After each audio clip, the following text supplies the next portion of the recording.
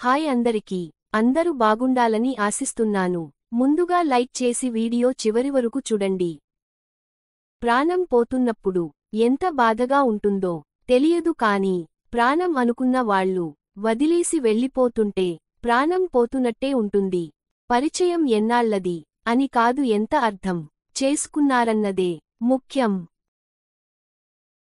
అశాశ్వతమైన జీవితంలో ఏదీ శాశ్వతం కాదు. అందుకే నీ వద్దనున్న దేనిని చూసుకుని మురిసి పడకు. ప్రేమంటే వెంటపడి వేధించేది కాదు, కలకాలం వెంట నడిచి తోడుగా నిలిచేది. వెళ్ళిపోయే వాటి వెనుక పరిగెత్తి అలసిపోవడం కన్నా, ఉన్న వాటితోనే సర్దుకొని సంతోషంగా బతకడం మిన్న.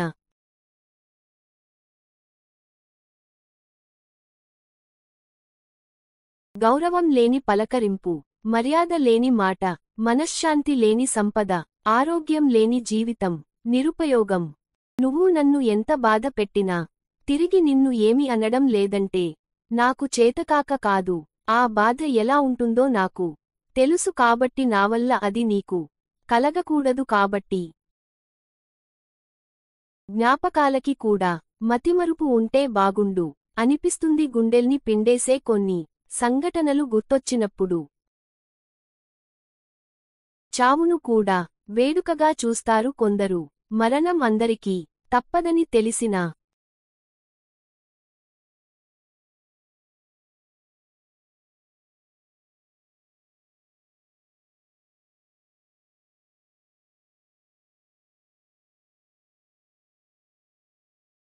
నిజమైన స్నేహబంధంలో కోపం కూడా నిజాయితీగానే ఉంటుంది. ఆ కోపం వెనుక భావం ఖచ్చితంగా నీ మేలు కోరేదే అయి ఉంటుంది.